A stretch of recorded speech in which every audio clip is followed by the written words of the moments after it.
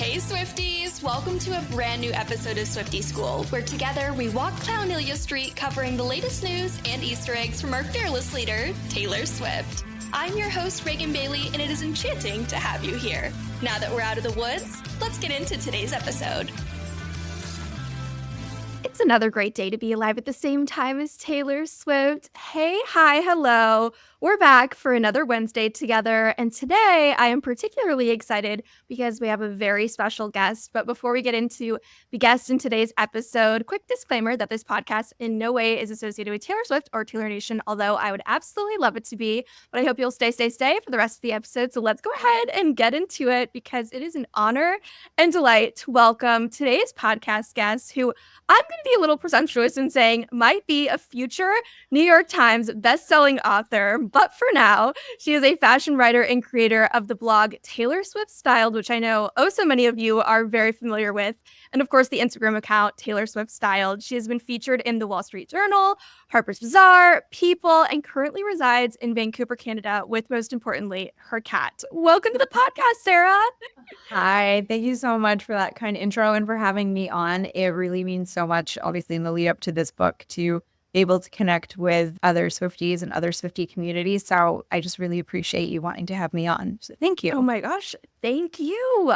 I feel like, of course, the book is the center of our conversation today, but I got so many questions from friends that I talked to, my assistant when we were planning this episode, just about you in general, the person behind the book, the blog, the career that is Taylor Swift Styled. So I'd love to kind of take it back to the beginning before we delve into the book and everything going on in present times. I would love to just kind of hear about the inception of TSS and kind of your love for Taylor.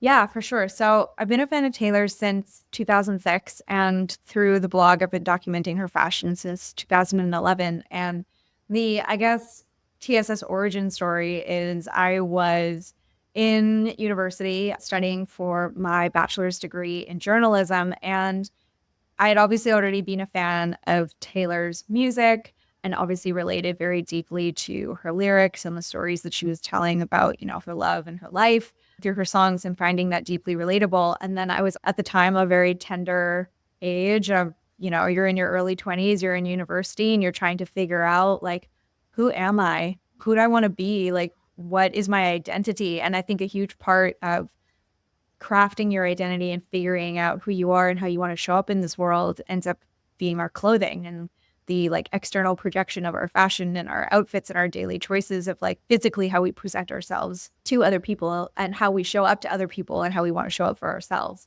So I was interested in fashion. I was hoping to be a fashion journalist, and I was obviously studying to become a journalist at that time. And so I created this blog basically as this intersection of all of the things that I loved the most. So Taylor, fashion, and journalism, reporting, and storytelling. And I think at the time I wanted to create a space for maybe fans like me, like a niche within a niche, like a fandom within a fandom of people who maybe were also interested in the fashion that she was wearing and wanting more information about it. Because at the time, the social media landscape and certainly the, celebrity fashion landscape wasn't as hyper-focused or as, saturated as it is right now. And I feel like I kind of got into this space. I identified, a space to carve out and sought to occupy it. And, now we're here 13 years later. It's crazy the timing, too, of you starting the blog, because you were really kind of perfectly aligned with what was soon to become this crazy curvature of vlogging becoming a full-time job. 13 years ago, blogging was still an extremely new concept. Instagram was either about to become a thing or just becoming a thing. And so I feel like you kind of found this perfect pocket at the perfect time. It seems like truly there was an invisible string career-wise for you happening. Oh my gosh. I mean, do you remember Instagram's default filter settings? Oh, yes. Yeah, I was a Valencia girl. I was a white border girl. Everything had to have a white border. Yeah. And then I would use this... Was it called PicMonkey? Do you remember PicMonkey.com? Whoa, Yes. that just unlocked a core memory that I completely forgot about. Oh yeah. Whoa. The Yeah, I stickers remember. and the like doodles. The PicMonkey editing was a very Whoa. big. I mean, now it's like Canva, right? Right. It was very, Yeah. very OG. It was like the built-in art. What was that? Microsoft art, like kind of that reborn. Yeah. Like the into clip art, like the little paperclip guy. Yeah. Yes. That was Whoa. me. Memories. I love Yeah, this. totally. Okay, so you started the blog. Social media was meh, sort of becoming a thing. Was this just purely a hobby that you kept up with through your early career, or how did that sort of continue? Yeah, I mean, it has always just been a passion project. It's all of these intersections continue to be things that I deeply care about and feel passionate about and just have a true, authentic earnestness for. And it's something that I started the blog as, somebody who loves long form content, somebody who loves storytelling, somebody who still to this day has certain YouTubers and certain like bloggers whose content I consume like newspaper articles, right? Like over a cup of coffee, and it's like my comfort content. And I've always just loved a long form. So I started it really more just as like fulfilling my own personal interests. So I think that's also kind of being part of its sustainability is the fact that I do it because I like it and I love doing it. I'm fascinated and interested by the topic and the intersection of it. And really the book is very much an extension of all of that work. It brings together, the 13 years of ongoing research that I've already done and completed for the blog, but put it into this like stunning coffee table worthy package of, this nuanced, she has it. She's here. She's here. This like stunning, obviously, package that I hope people, want to display on their coffee tables, want to display on their shelves, but really is an extension of, the fashion commentary, the identification, but also the captions, like the nuanced look of breaking down this way that her music and her fashion work in tandem to communicate a message, this storytelling that she wants to project in all aspects of her art. And the book is like an extension of the blog and an extension of the work that I've already been doing, but, a little more unified and complete and like this little compendium or anthology, if you want to call it, of her work. Yeah. The thing I love about the book, and for anybody who's watching, we have YouTube. So anybody watching, my favorite part of the book is the spine is stunning with the colors, the stripes, chef's kiss. I also love the detail. I digress, but I love the detail of the dress continuing to the back. It's just the little things. It's the little, I was just about to say, I was like, it's the little things. And I couldn't emphasize enough when we were designing this cover, getting the publisher and the designer who was, crafting this cover. I was like, I know it's really annoying, but the colors have to be in a certain order. Yes. Like, I know that you think that like the colors can kind of mix and match, but they need to be, they need very to be particular. They need to be in a very particular order. So it matters. So that was just a fun detail in the behind the scenes process of like, first we have teal, then we have yellow, then we have purple. And so making sure that this little Easter egg gutter detail on the book, which is kind of like this external call out to all of the eras that the book explores and covers on the inside. And I think it's like a fun little design graphic detail for like those who know, like if you know, you know. Oh, for sure. I feel like Yeah. these colors have become so ingrained in our brain post Eras Tour that I can see this color combination from afar and immediately identify what's happening. But I also feel like such a large part of Taylor's career and why I've always admired kind of how she is as a businesswoman is the attention to detail, because with the level of fame that she's achieved, there's really no need, honestly, to be so nuanced in what she does. But I think the attention to detail is what allows fans to feel so appreciated, is like the time, effort, energy that she continues to put in. So I appreciate the details is where I'm getting with that. But I'm curious. Thank you so much. This is a piece of art, in my opinion. And I was going through last night, I was coming up with questions to ask you. But the thing I was just most curious about, because it's so research heavy, going back, like we all have seen the Eras Tour costumes. We know what's going on in current time. But finding things from the archives, and surely you have a lot of information from the archives, seems very labor intensive. So what did the research process for kind of documenting Taylor's style evolution look like for you? Yeah, so I think the most personal part of this project for me is that I was writing this book predominantly as Taylor was putting out the first 2 iterations of her re-records. So I was writing a lot of this as Fearless Taylor's version and Red Taylor's version came out.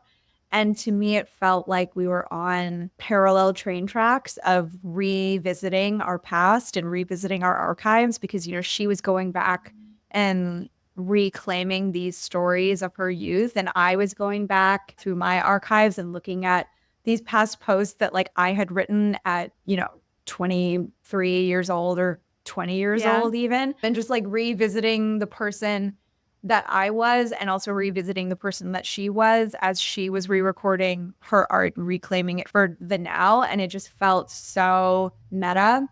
But in terms of the research process, I mean, a book of any nature often involves so much research. And I just felt really lucky that I had, the spine of this book is built up foundationally on work that I had luckily already done. And it was incredibly helpful that it was done, by me. So I understood how my brain worked. So I could like kind of go through my blog's archives and try to find and track down certain outfits that I knew like backwards and forwards. One kind of fun thing or like fun fact is that I had, before the book was announced like to the public, I had actually created like a Google form and I asked my audience like, hey, just for science, just for science, like data collection purposes, because who doesn't love a spreadsheet? What outfit do you consider to be the most iconic from every era? And I had people, provide answers of like their favorite or their most iconic or their most memorable outfit from every single era. And I made sure to include those fan responses. So like, okay, that way, the book I think explores the outfits and the moments that you definitely are going to recognize and definitely know are iconic, as well as those more hidden gems that I probably only know or have only paid super close attention to because I've been documenting her daily fashion for 13 years. Right. So I think it's this really great mix of, content by a fan with other fans' preferences in mind, if you know what I mean. I love that. Oh, for sure. Because I feel like it also says a lot about a fan and sort of their interests too with particular eras by what outfit they associate with certain eras says a lot too. Some of the responses were like interesting. So, but there was one era where it was actually entirely unanimous.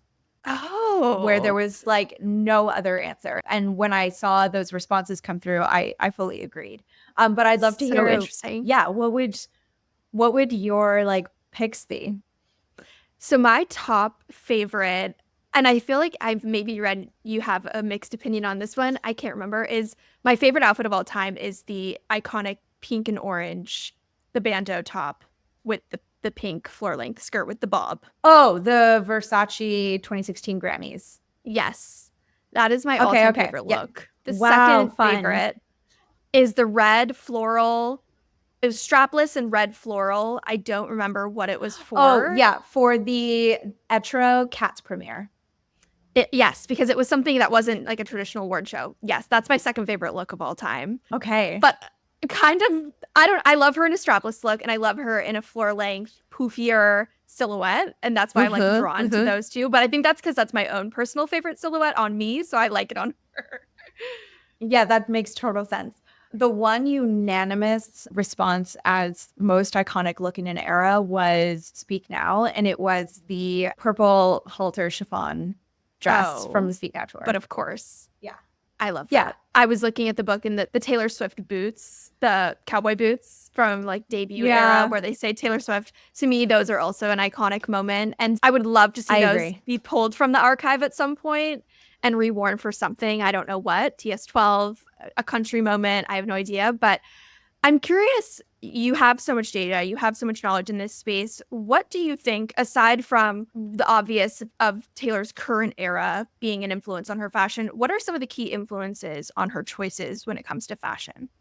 I think that one thing about Taylor is that even though her style may change or shift from era to era, color-wise or silhouette-wise or fabric-wise or item-wise, that there are a lot of aspects of her style that feel core to her, which I think speaks to, like the DNA of her style and the things that she naturally will always sort of gravitate towards, even if she renders it, in a different fabric or a different color to maybe suit the time of year or the place that she's at in her life or the project that she has at the moment. Like a plaid mini skirt and a knit sweater with, flat shoes or an Oxford or a boot or something like that feels very core to who she is. And it may shift over time, but this, kind of feminine, girly, preppy style always kind of seems to be a constant. A cute fitted dress and like some heels, sequins, like anything sparkly, naturally. There are just certain aspects of her fashion that feel core to her style DNA. And I think that those facets are what keeps her recognizable and also relatable, because there are so many aspects of her street style that are easy to copy and paste. Even if you can't afford the exact item, it's the essence of the garment itself is like very easy to, oh yeah, I can find a navy sweater. Yeah, I can find like a plaid mini skirt. It doesn't have to be that rag and bone, $500 sweater. But she also does love a high-low, which I think also, retains her sense of relatability and accessibility for fans to be able to copy and paste her fashion. And I think having that essence of her style kind of be a constant has kept her style not only iconic for people at large, but also I think it charms fans and it creates this like access point to her style where we can emulate it ourselves in our real lives. Yeah. Certainly. I feel like what's interesting about her style compared to the mainstream like fashion scene, and I would be curious if you agree or disagree, I feel like she doesn't follow trends, and like she's on trend in terms of like, yeah, she's wearing, the latest designer,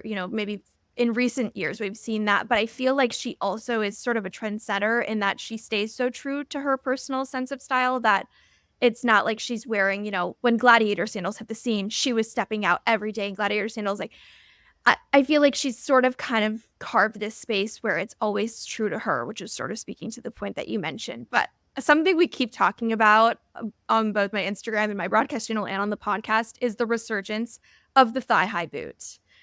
And I'm so curious, your thoughts. Is there going to be something from Taylor that you predict we're going to see a lot of in this next era of her life, fashion-wise?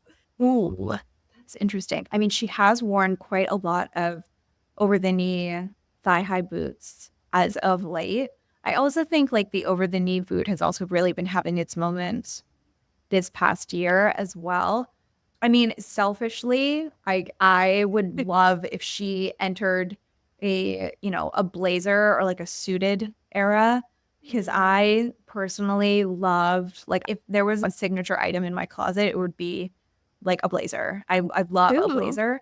So selfishly, or maybe not, because then, I would want everything that she wore and I would feel the wallet compression that like the conflict of purchase that a lot of people do right now if they really relate to her style. So like maybe not. Like stay away. Don't have an enviable blazer collection that I will want myself. I do think that would be, fun for me personally if we saw a lot of like suiting. Yeah. What was I feel like one of her most iconic suited moments was the velvet. What was that? All Too Well premiere? The velvet. Yeah, the velvet etro suit. Yeah, that was a really good one. One of my favorites is the white J. Mandel suit from the 2012 MTV VMAs. That was one of my favorite ones. I really liked that one. And was that her first time walking the red carpet since the Kanye incident, right? Yeah, that was her first time walking that red carpet specifically since the Kanye of it all. And that was also her first time wearing a suit to a red carpet period. And it was all white, which was unique and interesting. I do remember that one very vividly. Yeah. How do you think, I'm curious, Taylor's been working with her stylist, Joseph Cassell. Is that how you say his last name? Taylor's been working with her stylist, Joseph Cassell, for over a decade. Do you feel like you saw a shift in her style when she started aligning with stylists as her popularity kind of grew? I think that having a stylist at her side who she trusted to bring her vision to life definitely made her style aesthetic like a lot sharper. And I think it opened the door as well to like access more designers. Obviously, as her star power grew, the fashion world kind of opened up subsequently so that she could access more designers. But I think also having, an actual stylist working for her and being able to create those business relationships directly with designers was definitely helpful in, kind of expanding her vision with actual fashion designers. Prior to, having Joseph, she didn't really have a stylist, and the stylist that she did have was actually Scott Borchetta's wife. I didn't know that. Sandy Spica made a lot of her like earlier red carpet gowns, like a lot of the like corset princess, like prom dress, like shiny gowns, like at your like 2007 ACMs and that sort of thing. And she made a lot of those gowns because she's a designer herself. So I think that actually having a stylist opened up the world to working with, other fashion designers, and thus giving her so many more options of, ready to wear pieces or like custom pieces by other actual designers. And I think it really sharpened her ability to bring, the vision and the creative drive that obviously she's behind all of it to life. So totally. Yeah. I love that. Yeah. I'm curious. At the beginning of the podcast, we talked about how social media was kind of on the rise alongside TSS. How has, I feel like the conversation surrounding Taylor Swift kind of post-Eras Tours, how I like to refer to it, has just exploded because there's so many eyeballs. But I'm curious for you and your experience, how has social media really impacted the way that we perceive and analyze not just Taylor Swift's fashion, but just fashion as a whole? I think, and this is something that I come up against and I struggle with often, is this desire to provide information quickly because that is how our attention spans and brains are hardwired now to, want to know things and know things with immediacy.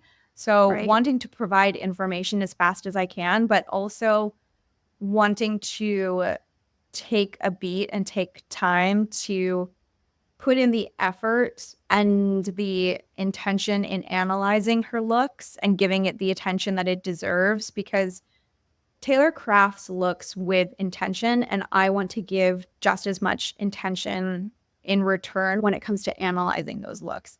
And I feel like our current speed or pace of social media doesn't really permit the time it takes to fully analyze something in the way that I would like. Like, I'm still emotionally processing Evermore. You know what I mean? Oh yeah. And like we're talking about TS12, and I'm like, whoa. You guys, like I'm not over tolerated yet. Like, can we slow down? Which is why, when I approach my captions, I want to provide people with information. I want to provide people with context and with nuance, and contextualizing the fashion designs that she is putting together and why that might make sense through the lens of her art, her work, her ethos, and her, efforts. And I just feel like sometimes we don't give ourselves enough time to think in the way that I would say that again. Yeah. I completely resonate with that feeling of information being fast and demanding, and especially in the Taylor Swift world, there's a lot of thoughts and a lot of things to say, and inevitably a lot of things happening all the time and all at once. It feels it'll be nothing completely. at all or everything all at once in the world everything of all at once, all the time, constantly. Yeah. Yes. Now, there is a large portion of my listeners on the podcast that are still discovering their personal style. And we talk about that because I'm quite daring in my own style, and just a sort of theme throughout all of my content, whether it's Taylor Swift related or not, is that I encourage people to experiment, see what works for you. And a question I get all the time is, how do I discover my personal style? So for anybody who's listening, besides encouraging them to just follow along TSS, what sort of advice would you give them for maybe anybody who's wanting to emulate Taylor's style? Yeah, I think the steps that I like to take when it comes to identifying my personal style and the things that I want to dress as is I always go back to mood boards. I always go back to pull together a mood board of the outfits that you like, whether it be Taylor's or, a content creator or a model that you might see like on your feed. take a moment, take a screenshot, save the photo, put it into, a pin board or something, and then take a beat and take a step back and look and try to find the commonalities of what about each of those outfits do you like? Are there things that these outfits have in common? Is it a color? Is it an item? Is it, a pattern? Is it a cut? That's how I discovered when I, would stop and take a look at all of these outfits that I liked. It was like, oh, all of these have blazers. And from there, you can kind of look at your own closet and analyze and assess, well, I also seem to be drawn to these types of colors. I don't have a blazer in this color, but I'd probably get a lot of use out of it because it seems to be a color that I'm constantly drawn to in an item that I definitely seem to like. So it's those kinds of things of figuring out commonalities of what appeals to you, what draws you in, what attracts you, and then kind of going from there. So I would take a look at any Taylor outfit, all of the Taylor outfits that you like, and try to figure out what bonds those outfits together and go from there. Certainly. What I'm gathering from what you're saying is Pinterest. Yeah, Creative a Pinterest. pin board. Yes. Canva, a mood board. Yeah, I definitely, or even a saved folder on Instagram, I think is just super helpful because I think a lot of the times we get sucked into windows of, again, that impulse, that immediacy of I love this. I want this. I'm going to buy this exact skirt. And then you buy it and then you don't know what you're doing with it. Yep. Except how to maybe wear it that one way that you've seen. But if you kind of took a beat and took a step back and it's maybe it wasn't the skirt, maybe it was the other items that it was styled with that you liked, and you wouldn't have realized that if you didn't have a plethora of examples of it. I've definitely fallen victim to the said skirt in my closet that only works with one shirt, only works one way. And then it sits there and 3 years later, you're like, well, this was a waste. So that's great advice. I love that kind of finding a piece. Like I mentioned earlier, some of my favorite looks from Taylor were that billowy, puffy skirt. That's something I like on myself and I've discovered works well for me. So I love that as a starting point for anybody that's discovering their personal style. But I'm so curious. With the curation of this book, obviously, it goes through fashion of the eras. There are little nuggets that you also explain to anybody who's perhaps a Swiftie wanting to divulge in Easter eggs or TSS green and learning more about that. Is there a particular message or takeaway that you hope readers sort of get when they complete this book? Yeah, I mean, I wrote this book primarily as wanting to provide this compendium of being able to traverse her entire journey of fashion and music and the way that she's created these definitive, distinctive eras in her life, and providing context on how her fashion relates to her music and how both of those art forms really speak to the music and the point that she was at in her life. But I think the thing that I hope people really take away from it is that I think that in a similar way to how her re-records have given newer fans this opportunity to live the release of an album for the first time that maybe they didn't get to experience when it originally came out, it's oh, I get to, experience Red getting released because I wasn't around the first time around. And it also gives older fans, Through the Vault, this opportunity to, go back in our memories and go back through our time and revisit the nostalgia and the sentimental emotions if we did get to experience it the first go around. So I hope that this book gives new fans an opportunity to learn new things and see looks that they didn't previously know about and context from, the fandom and the history at that time that they didn't get to experience in real time.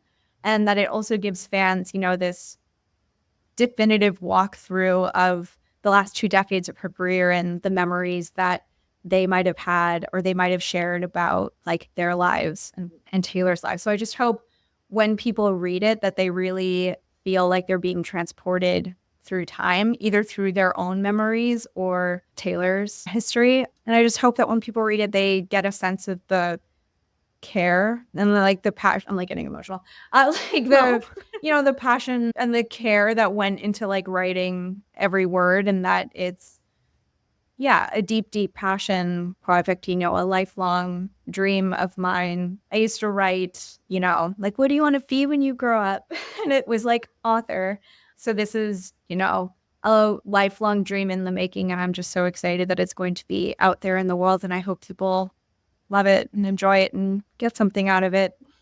Oh my gosh. I know I already have. I was just having a blast. The bloopers section was a fun treat, but my personal favorite, I am a lover girl through and through, and I feel like the fashion from that era in particular, obviously we know was kind of stolen, but I identify so closely with so many of those looks, like the Wango Tango, I believe Wango Tango, the tie-dye fringe moment was just absolutely iconic. I'm like, listen, now at these pictures bring me back so much to a particular time that I wish we could all revisit, because it was just, we had no idea what was to come. Obviously, 2019, but I love that I now have this piece to kind of sit in this crazy Taylor Swift office of mine, but also, as like you said, to sort of encapsulate all of the memories that we've made. So I'm so grateful, not only for you coming on today, but also for the time and effort that you put into this, because I feel like you stand as a symbol for so many things that Swifties believe in. And I love that your page has remained so non-controversial and just critically kind, I guess we'll go with. So thanks. I will, in fact, really nice. remember this moment in the back of my mind, and you being here and sharing this special week with us and everybody who's a part of the Swiftie School. So I'm so grateful for you being here. Thanks so much. It's really funny because Lover is, not a top album for me, but writing the Lover chapter was one of my favorite experiences of writing the book.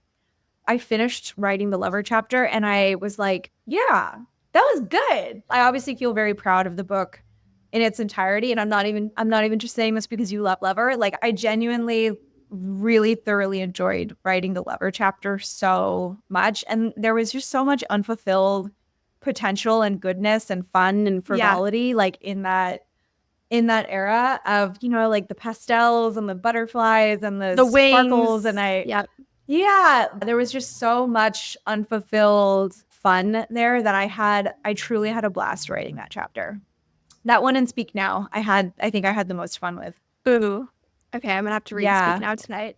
Obviously, I am so excited to have my hands on this, but I can't wait for anybody listening to get their hands on it as well. Can you tell everyone who's maybe looking to purchase this in store, order it online, where can it be found?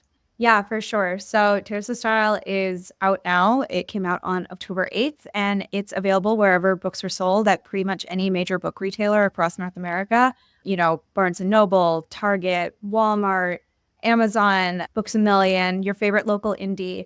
And obviously, first week of sales matters so much to, a book's success and the chances of it landing on a bestseller list. And I think it would be pretty cool if a book like this landed on a bestseller list. I've always believed in the power of Swifties. And this community is one that loves to rally and loves to mobilize. And it would be so powerful and so cool if this book were to land on a bestseller list. And so if you were interested in getting it for yourself, for a friend, for, the holiday season coming up, I think it's a great gift. And ideally, hopefully, maybe grab it in stores in person this week would be fabulous. And I just hope that you all love it so much. And we're hoping for the best. We've got all of our fingers crossed. I'm really hopeful.